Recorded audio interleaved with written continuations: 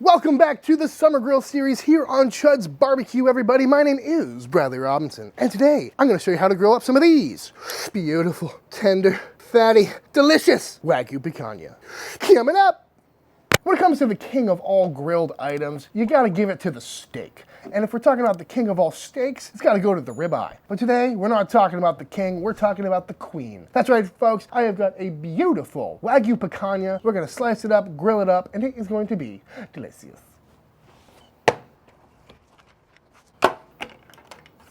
Oh.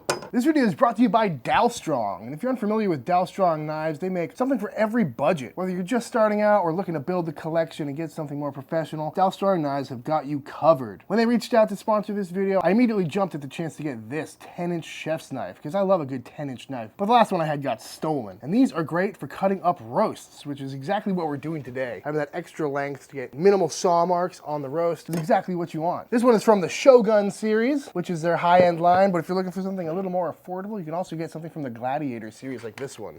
This thing is really cool, really thick beveled. It's kind of like a cleaver, but it's also pretty dexterous, like a little vegetable knife. And the best part about these knives is they are incredibly sharp right out of the box. So if you're in the market for some new knives, or you just like building the collection like I do, head over to Dalstrong.com. They've got over 300 products, and they're always adding more and innovating, and they all have pretty unique, cool designs. So head over to Dalstrong.com, tell them Chud sent you. Thank you, Dalstrong. This is a picanha,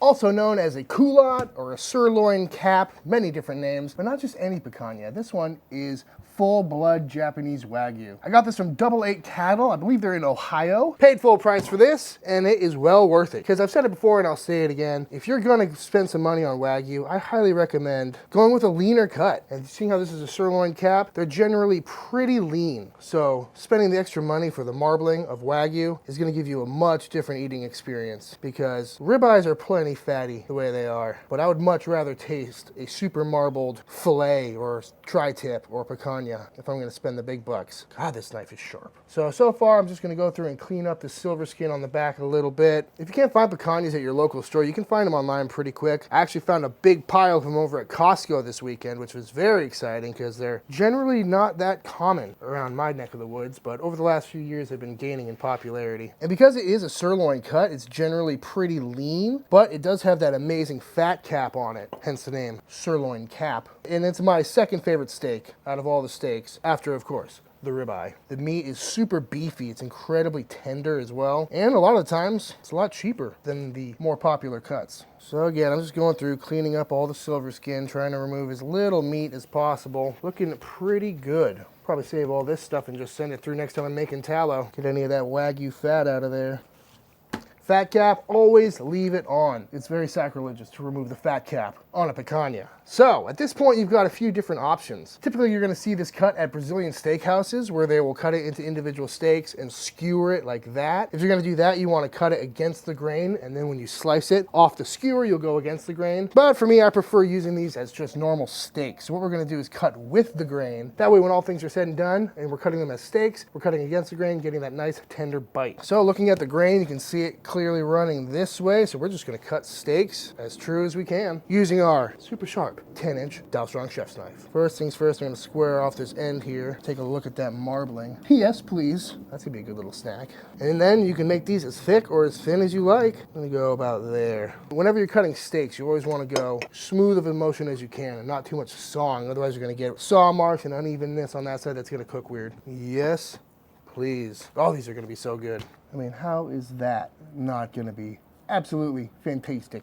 And there we have it, bunch of steaks ready to hit the grill.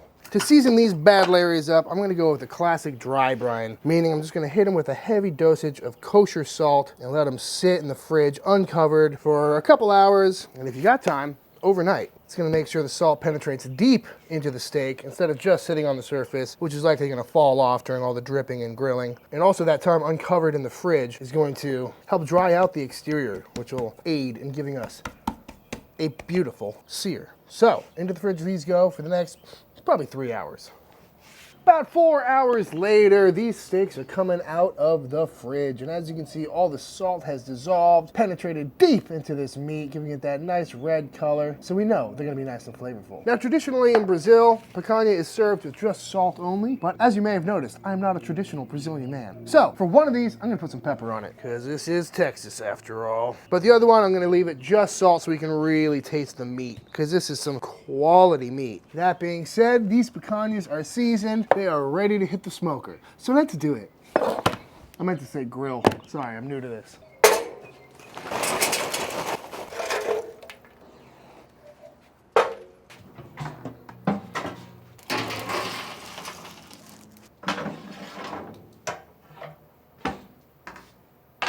The grill is nice and hot, so I'm going to take these picanhas and I'm going to put them over on this side in direct heat at first, just to bring them up to temp a little bit. Fat cap towards the fire, help that start rendering a little bit, and then we'll sear them off.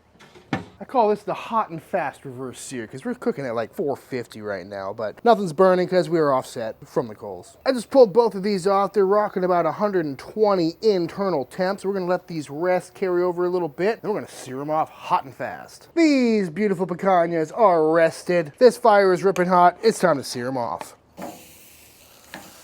Oh, nothing better than grilling in the summer. Yes, please. Just gonna flip these back and forth as many times as I need to get a beautiful crust. And don't forget to sear that fat cap.